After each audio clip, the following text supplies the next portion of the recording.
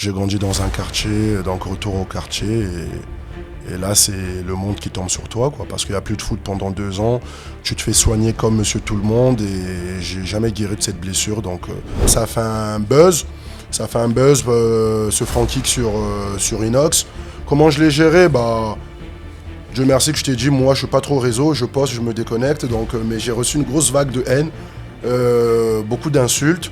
Mais en contrepartie, non, on est assez solide pour supporter toute cette vague-là. Yidi Kessium, surnommé Braza, j'ai 33 ans. Je suis coach sportif, préparateur physique et coach de MMA. J'ai une salle de MMA et de renforcement musculaire sur Villeurbanne Grand Clément. Et j'expose un petit peu mon travail et mes méthodologies de travail sur les réseaux sociaux. Ok, super. Aujourd'hui, du coup, tu fais du MMA, c'est-à-dire que tu as fait du sport du combat dans ta vie. Enfin, comment t'es arrivé dans le sport? Comment je suis arrivé dans le sport? Mon parcours sportif il est très long. Donc moi, à l'âge de 13 ans, j'ai intégré le centre de formation de l'Olympique de Marseille. J'étais gardien de but. Donc j'ai quitté la maison familiale pour pouvoir aller vivre en sport-études à Marseille. À l'âge de 17 ans, l'Olympique lyonnais m'a proposé un meilleur contrat. Donc j'ai pas grandi chez papa-maman. J'ai fait le choix de rentrer sur Lyon, qui était le mauvais choix de carrière. Donc je jouais pas à l'époque à l'OL. Au bout de 6 mois à l'OL, je décide d'aller rejoindre un plus petit club qui s'appelait Chasse-les-Foot, qui s'appelle aujourd'hui Gol FC. Je joue en CFA2. Je fais une année à 17 ans en CFA2, on monte en CFA, donc 4e niveau. Je fais une année en CFA, donc ça se passe plutôt bien pour moi. Il y a plein de clubs qui s'alignent. Je vais faire un essai à Strasbourg, l'essai se passe plutôt bien.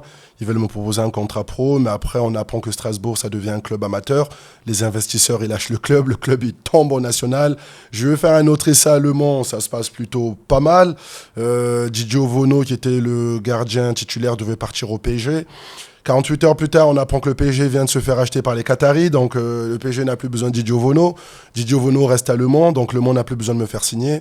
Et ensuite de ça, je vais faire un essai à l'étranger en Turquie, à Galatasaray. Je me casse la main au bout d'une semaine. Donc l'essai est foiré, retour chez papa-maman. Et la rééducation de sportif de haut niveau, elle se faisait à Saint-Raphaël, elle coûtait 90 000 euros. Chasse-les-Foot n'avait pas les moyens de me la payer, donc retour chez papa-maman. J'ai grandi dans un quartier, donc retour au quartier.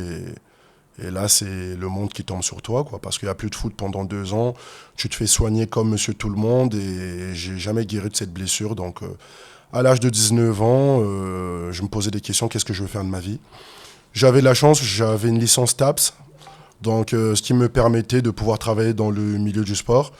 Il y avait des Tchétchènes dans mon quartier, donc je me suis mis dans tout ce qui est musculation, traction, dips, pompe. J'étais tellement dégoûté de mon échec sportif. Je me suis dit, j'ai besoin de jeter cette haine dans autre sport. Donc j'avais découvert la musculation, crossfit, le poids de corps, donc je kiffais. Et je suis devenu une montagne, un gorille. J'ai pris 15 kilos, 20 kilos de muscles. Et à partir de là, je me suis dit, qu'est-ce que je veux faire avec ce corps? Parce que j'étais quelqu'un de fonctionnel.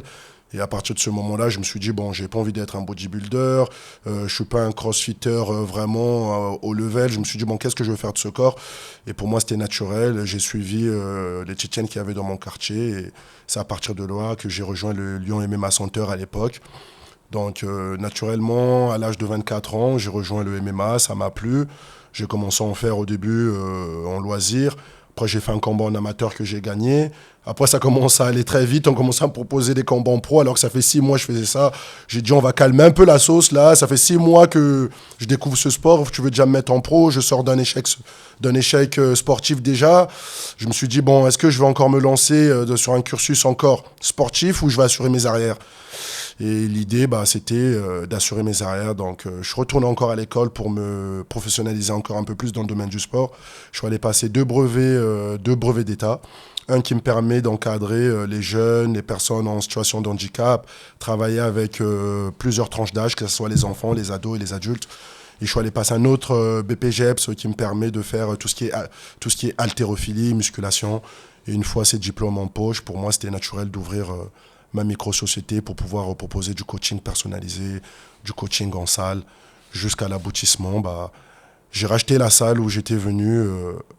La salle de MMA où j'étais venu. Maintenant, je l'ai racheté et c'est moi le patron. Et on est passé de Lyon MMA Center à GDE Camp 69. Donc pour moi, c'est un aboutissement et C'est pour ça le goût de l'effort, c'est une vision de la vie. Donc, on peut connaître des échecs, mais s'en servir pour pas abandonner parce que bah, la vie est faite de plein de rebondissements. Donc voilà un petit peu mon parcours sportif. Et bah, c'est très beau tout ça.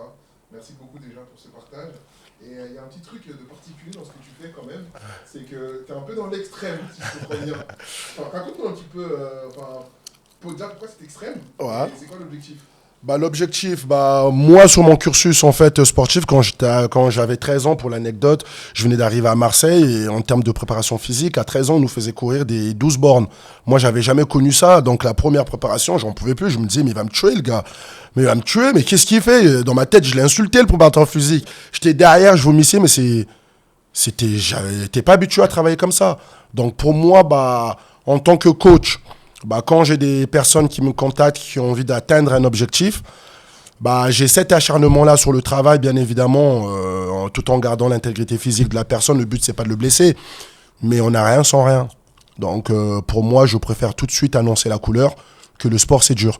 Il faut être dans le dépassement de soi si tu veux avoir des objectifs et si tu veux les atteindre. Tu veux maigrir, bah, ça va demander des efforts. Tu vas surveiller ce que tu manges.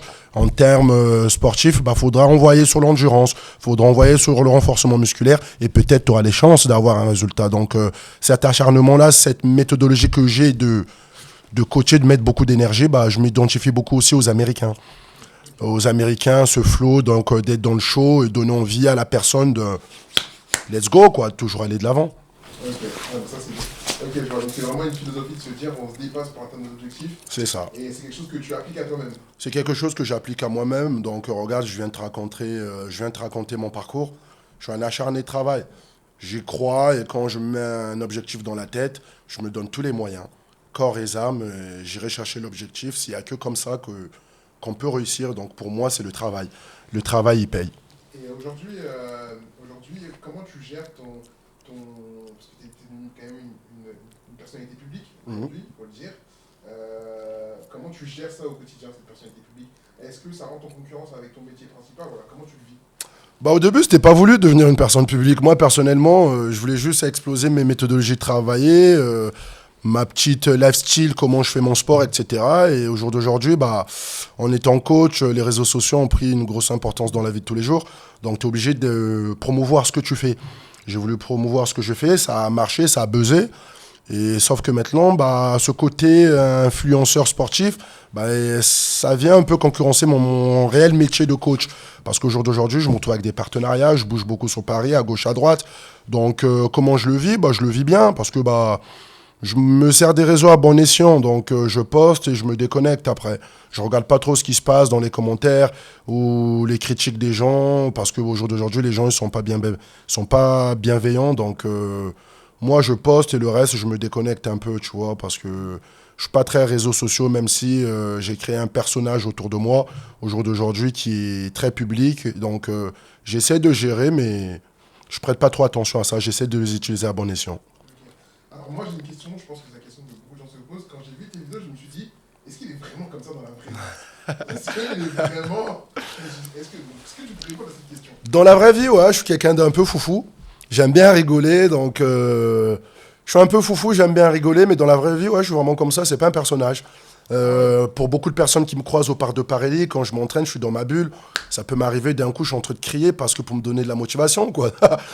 Donc ça surprend, mais non, dans la vraie vie, c'est on kiffe, quoi. Faut être joyeux. Donc au jour d'aujourd'hui, il y a beaucoup de personnes qui souffrent de partout dans le monde. On a la chance de vivre dans un pays où on est en paix, il n'y a pas de guerre, il n'y a pas de bombes qui me tombent sur notre toit. Donc faut kiffer, Dieu merci, il faut rigoler. Donc moi, je suis plutôt dans le good vibe, quoi, good énergie. Donc je suis beaucoup au second degré. Donc j'aime bien rigoler. Donc comme je suis sur les réseaux sociaux, je suis comme ça aussi dans la vraie vie, quoi. Et aujourd'hui, tu participes à des gros événements, notamment celui que tu as fait récemment, là. Stream for Humanity, ouais. Stream for Humanity, exactement. J'ai deux questions. La première question, c'est quoi les next steps demain? C'est quoi? Quelles limites est-ce que tu te mets? Et ensuite, la deuxième question, c'est aujourd'hui, comment tu as vécu cette vague, cette image qui a voulu être mise sur toi par rapport à ça? Voilà, comment tu l'as vécu? Comment tu l'as géré au quotidien? Bah moi, je ne mets pas de limite. Médiatiquement, je me mets pas de limite. Du moment où mon travail, on promouvoit mon travail, on m'appelle ou je suis rémunéré, dans ce genre de truc. Je fais mon travail. Après, oui, derrière, ça fait un buzz. Ça fait un buzz, ce front kick sur Inox. Comment je l'ai géré? Bah, Dieu merci que je t'ai dit, moi, je suis pas trop réseau. Je poste, je me déconnecte. Donc, mais j'ai reçu une grosse vague de haine, beaucoup d'insultes. Mais en contrepartie, non, on est assez solide pour supporter toute cette vague-là. Et j'ai un community manager qui gère un peu mes réseaux aussi. Moi, je suis vraiment focus sur le terrain, sur mes coachings que je fais en présentiel ou sur les opportunités que j'ai pour pouvoir bouger entre Paris, voire à l'étranger. Donc, cette image qu'on a essayé de coller sur moi, rapidement, l'opinion publique, on a été vite partagé parce qu'on a essayé de coller l'image. Moi, j'ai montré tout ce qui s'est passé là-bas. Donc, on m'a appelé pour ça, pour faire un contenu explosif en one-shot, un contenu qui allait buzzer. Donc, ils connaissent mes méthodologies. Ils m'ont appelé, je suis allé là-bas sur une séance en one-shot. Il n'y a pas vraiment de réel objectif, ni de perte de poids. Donc, on est là pour le show. Donc, moi, j'ai fait le show. Après, les gars en face, voilà, le monde des réseaux, ils ont suivi l'opinion publique, etc. On a rectifié le tir avec des messages d'excuses parce que ça a choqué un petit peu. Mais en contrepartie, non, on m'a appelé pour ça. J'ai fait du pourquoi je suis réputé. Donc, pour moi, c'était très bien. Ça a fait un peu le tour des médias. TPNP, Cyril, on en a parlé en positif, Hanouna. Merci d'ailleurs. Donc, tant mieux, ça promouvoit encore plus mon travail. On est là pour pirater le système, gars.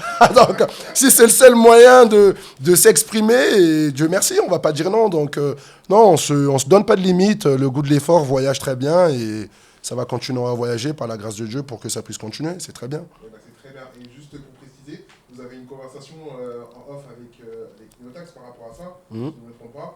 Et il n'y a pas eu de sujet, tout a été mis à plat. Ah non, tout a été mis à plat. Juste après la séance, on a eu une discussion en off, donc il allait très bien. Ils étaient tous contents de la séance. C'est ce qu'ils attendaient, donc ils ont été servis. Donc voilà, pour moi, c'est normal. Après les EONJ, les rediffs, etc., les opinions publiques où chacun s'exprime après, moi, ça, je m'en fous. Moi, du moment où j'ai montré au grand public ce qui s'était vraiment réellement passé là-bas, qu'en off, qu'il n'y avait rien de ouf et qui n'est pas blessé, et qu'il ne faut pas oublier la principale raison pourquoi ils étaient là-bas. C'était pour récolter des fonds pour les personnes qui crèvent de faim en France, pour le génocide au Congo, pour le génocide en Palestine. Donc, ils ont récolté beaucoup de fonds.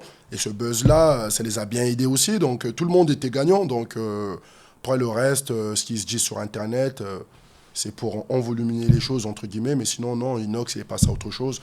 Comme moi aussi, je suis passé à autre chose. Et pour ce type d'événement, vous êtes payé ou pas? Pardon? Vous êtes payé pour aller dans ce type d'événement ou pas? Moi, pour ma part, ouais. Pour ma part, ouais, je suis payé. À chaque fois que je suis invité sur des événements, c'est une collaboration et j'ai un prix sur chaque collaboration. Bien évidemment, je me dépasse pas gratuitement. Donc, pour aller là-bas, j'ai dû mettre, entre guillemets, j'ai dû me faire remplacer dans ma salle.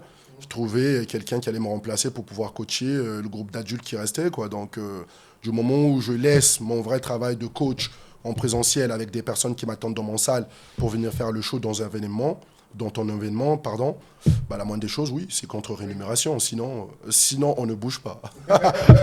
Sinon, on ne bouge pas. C'est top. Et t'as kiffé l'événement? J'ai kiffé, ouais. Donc, j'ai kiffé. J'ai pu montrer que Iji Cassio était un coach avec une méthodologie peut-être choquante.